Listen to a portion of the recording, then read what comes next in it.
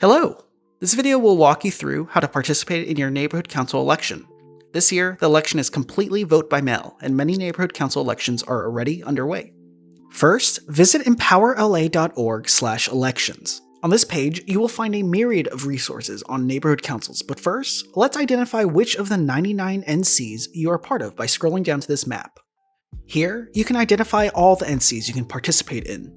Participation is open to those who live, work, or own property or a business within an NC's boundaries, as well as to community interest stakeholders, such as church members, local students, or parents of students, or members of local service organizations. For example, if I were a student at Los Angeles City College, then I would enter the college address to identify my NC. Here, with the school's address inputted, it's identified East Hollywood Neighborhood Council as my NC. This helpful tool also identifies other relevant information, like the City Council district info and detailed scheduling information on that particular NC's election schedule, because, remember, all 99 neighborhood councils will have different election cycles, so please, pay careful attention to these important dates. Next, we want to request a ballot for our identified NC, which is East Hollywood. If it's currently in the ballot request period, then you can request your ballot now. And fortunately, at the time of this recording, East Hollywood is currently in their ballot application period. Now let's scroll up and click on the Request Your Ballot button. This will direct us to the city clerk's website, where we can now request our ballot in a few ways. 1. We can fill out a ballot application and mail it back to the city clerk's office digitally through email or physically by mailing it back to their office. For the purposes of this video, we will explain the third option, which is, in my opinion, the easiest way to request your ballot. Click on the Vote-By-Mail application portal. This web portal will prompt you to create an account, which only requires inputting your name and your email.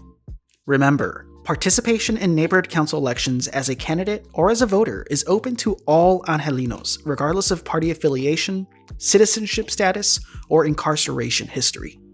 Once you've created your account, you may log in and begin requesting your ballot. Let's click on the Create Voter Application button to get started. Step 1. Input your voter information and contact preferences. Step 2. Select your neighborhood council and determine your stakeholder status. This section could look different depending on which NC you're requesting a ballot for. They are all governed by different rules, so they may be slightly different. If you have any questions or need some assistance, then contact the city clerk's office at 213-978-0444 or emailing clerk.electionsnc@lacity.org.